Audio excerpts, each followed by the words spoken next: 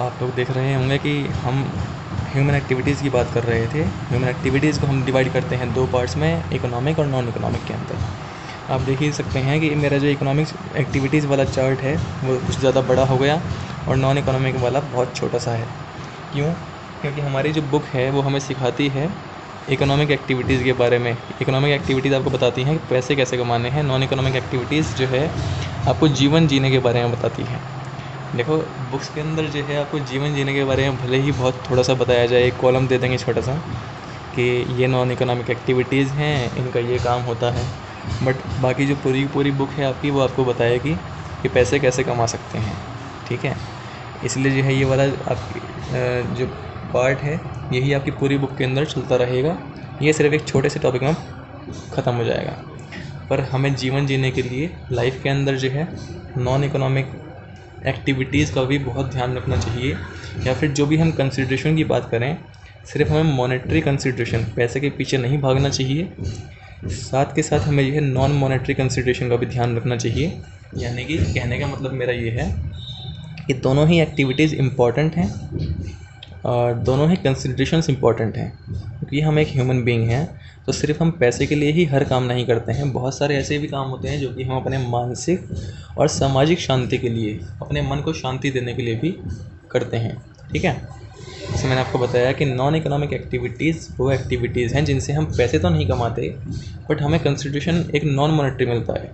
जैसे कि आपकी मम्मी हैं, वो आपके लिए खाना बना रही हैं सपोज़ कीजिए, तो क्या उन्हें आप बदले में पैसे देंगे? नहीं, बिल्कुल भी नहीं देने वाले। पर क्या होगा, क्योंकि वो आपसे प्यार करते हैं, due to their love she is cooking food for you. ठीक है ना, उससे क्या मिलेगा उन्हें? साइकोलॉजिकल सेटिस्फेक्शन मिलेगा, मन की शांति मिलेगी बहुत ज़्यादा। कंसिड्रेशन तो ये भी है, बट कौन सा है? नॉन मॉनेटरी है। मैंने आपको बताया नॉन मॉनेटरी कंसिड्रेशंस कौन से हो सकते हैं? Love, affection, social and psychological satisfactions. ठीक है, ये सभी आपके नॉन मॉनेटरी कंसिड्रेशंस हो सकते हैं। ठीक है, चलो हमें इसकी तो बात खैर करनी ही नहीं, क्योंकि हम कॉमर्स की बात करने वाले हैं। तो कॉमर्स तक पहुंचने से पहले आप देखिए, पहले हमें जो है ये इस जर्नी के थ्रू जाना पड़ेगा। दूसरा आता है हमारा इकोनॉमिक एक्टिविटीज़। वो सभी एक्टिविटीज़ जो कि पैसा कमाने के लिए की जाती हैं या फिर जो है कुछ अर्न करने के लिए की जाती हैं, उनको हम इकोनॉमिक एक्टिविटीज़ बोलते हैं। आप अगर हम ध्यान से देखें कि मैंने आपसे कह दिया अभी इस एग्जांपल में, ऊपर वाले में कहा था कि अगर आप मेरा XYZ काम करेंगे तो मैं आपको एक बाइक दूंगा।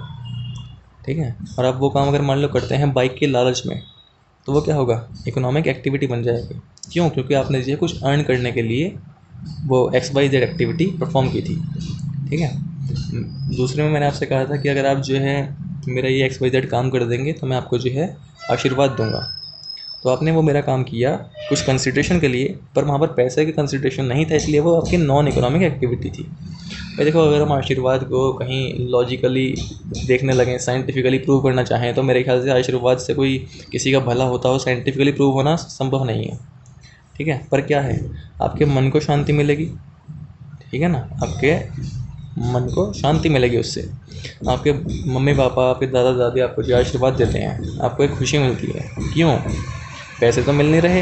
अगर आप साइंटिफिकली प्रूव करना चाहें उसको कि आशीर्वाद इज इक्वल्स टू ये है, ये एंड ये, आप पूजा कर रहे हैं भगवान की, आप लक्ष्मी माता की पूजा कर रहे हैं दिवाली पर, जिससे कि आपके घर में लक्ष्मी आए, पैसा आए। ठीक है, अगर आपसे कोई कहे, कोई साइंटिस्ट कहे कि इसे साइंटिफिकली प्रूव करके बताओ, तो क्या आप कर सकते हैं? सवाल ही नहीं उठता कि आप कर सकें।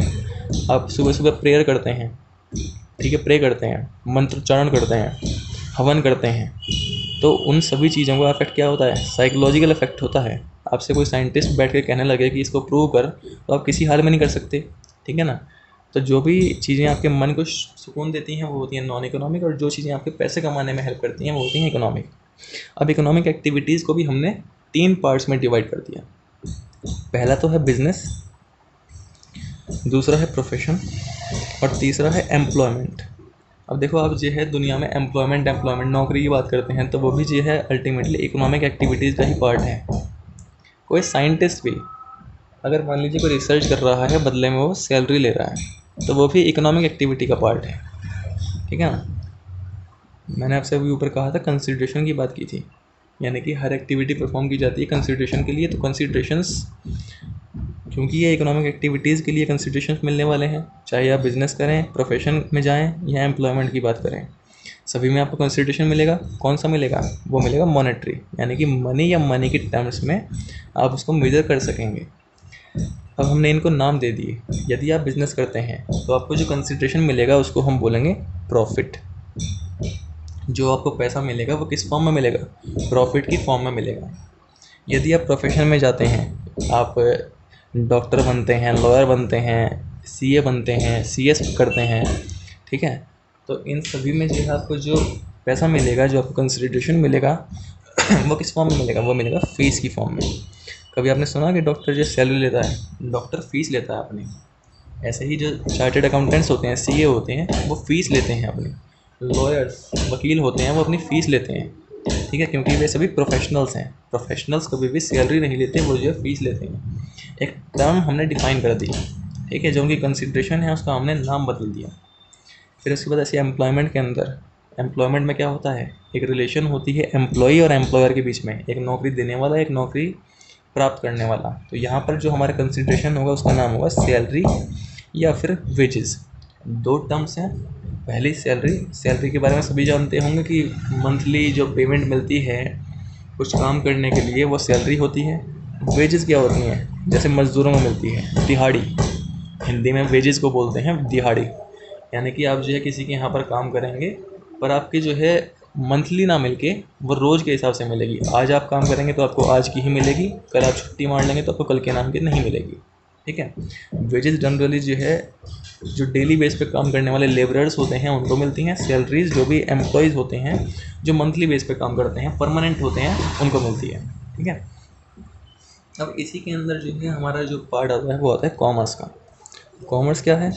कॉमर्स एक ऐसी एक्टिविटी है जो कि आपके बिजनेस में हेल्प करती है, प्रोफेशन में हेल्प करती है और एम्प्लॉयमेंट में हेल्प करती है।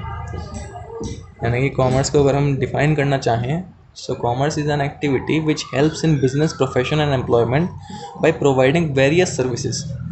कॉमर्स एक ऐसी चीज़ है, एक ऐसी एक्टिविटी है जो कि इन तीनों में ही हेल्प करती है, कुछ अलग सर्विसेज प्रोवाइड करके, ठीक है।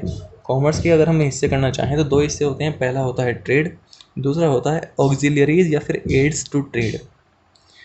चलो एक बार, अभी आपका क्योंकि सिलेबस स्टार्ट नहीं हो रहा, मैं सिर्फ कॉमर्स की बात करने वाला हूँ। तो कॉमर्स के अंदर कौन कौन सी चीज़ें आती हैं? ये सर्विसेज जो मैंने अभी कहा ऊपर कि कॉमर्स सर्विसेज प्रोवाइड करता है, वो कौन कौन सी करता है? कॉमर्स प्रोवाइड करता है बैंकिंग की सर्विस, इंश्योरेंस, ट्रांसपोर्टेशन,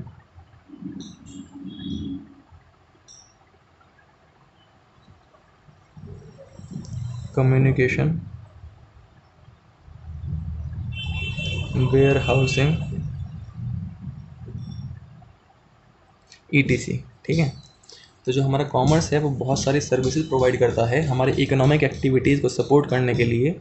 जैसे कि बैंकिंग, आप अगर चाहते हैं अपने पैसे को सेव करना, सुरक्षित रखना, या फिर आप चाहते हैं बिज़नेस स्टार्ट करने के लिए कहीं से लोन्स लेना, तो आप बैंक्स की हेल्प लेंगे। बैंक्स किसका पार्ट है? कॉमर्स का पार्ट है। कॉमर्स जो है बैंकिंग सर्विस हमारे बिजनेस को, प्रोफेशन को या एम्प्लॉयर्स को प्रोवाइड करता है।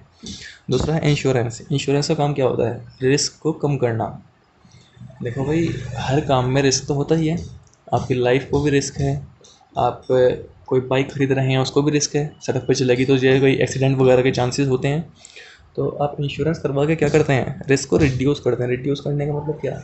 इन केस आपका एक्सीडेंट हो गया, आपकी बाइक का एक्सीडेंट हो गया, तो आपको जो है कुछ कंपनसेशन मिलेगा, कुछ पैसे वापस मिल जाएंगे। तो मेरा रिस्क था वो ख़त्म नहीं हो सकता कभी भी, बट रिड्यूस हो जाएगा। किसने किया?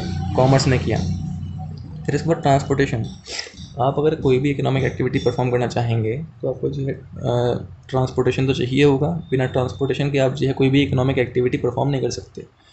आप लोग जो है अपने खेतों में अनाज उगाते हैं, उसके बाद आपको अनाज को जो है अपने खेतों से, अपने प्लेस से मंडी वगैरह तक या फिर जो है मिल तक लेके जाना पड़ता है ना। किसकी हेल्प से ले जाते हैं? ट्रांसपोर्टेशन की हेल्प से। तो वो जो सर्विस है वो भी कौन प्रोवाइड करता है? कॉमर्स। उसके बाद कम्युनिकेशन। आपको जो है बातचीत करनी होती है, अपने क्लाइंट से बात करनी होती है, अपने एम्प्लॉयर से बात करनी होती है, अपने एम्प्लॉय से बात करनी होती है, अपने लीगल एडवाइज़र से बात करनी होती है। तो आप किसकी हेल्प से कर सकते हैं? कम्युनिकेशन की हेल्प से कर सकते हैं। वो भी सर्विस कौन प्रोवाइड करेगा? कॉमर्स। ऐसे ही आप लोग जो है वेयर हाउसिंग। वेयर हाउस क्या होते हैं? स्टोरेजेस। आप जो है अपनी जो फसल है उसको कहीं स्टोर करते होंगे। ऐसा नहीं कि आप जो है आज की आज सारी बेच देंगे, या फिर जो है जो मंडी वाले हैं वो आज ही सब लोगों के पेट में डाल देंगे उसे, उन्हें खिला देंगे ज़बरदस्ती। ऐसा नहीं हो सकता, उन्हें कहीं स्टोरेज करनी होगी उसको, ऐसी जगह रखना होगा जहाँ पे वो सड़े ना और लंबे समय तक सुरक्षित रह सके। तो उसके लिए वेयर हाउसिंग की हेल्प ली जाती है। वेयर हाउसिंग भी इसका पार्ट है कॉमर्स का।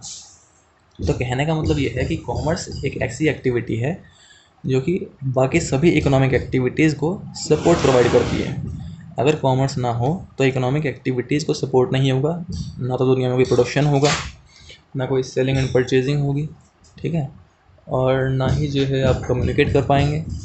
सो अल्टीमेटली कहने का मतलब ये है कि यदि कॉमर्स ना हो तो कोई भी इकोनॉमिक एक्टिविटी हम इमेजिन ही नहीं कर सकते, ठीक है। सो आज के लिए बस इतना ही काफ़ी है। आई होप आप लोग समझ गए होंगे कॉमर्स की इंपॉर्टेंस कहाँ कहाँ पर है। जो मैंने ये नाम लिखे हुए हैं ये तो इसके फील्ड खुद के हैं। बाकी इनसे अगर आप सिर्फ अपने जॉब पॉइंट ऑफ व्यू से सोचते हैं, जॉब पर्सपेक्टिव से सोचते हैं, तो भी जो है बहुत बड़ा स्कोप है कॉमर्स का। ऐसा नहीं है कि इसमें जो है कुछ लिमिटेशंस हैं। डॉक्टर और इंजीनियर छोड़ के हर चीज़ आप कर सकते हैं, ठीक है। Thank you. और जल्दी से जल्दी जो है डिसाइड करके बता दो कौन बच्चा क्या स्ट्रीम ले रहा है।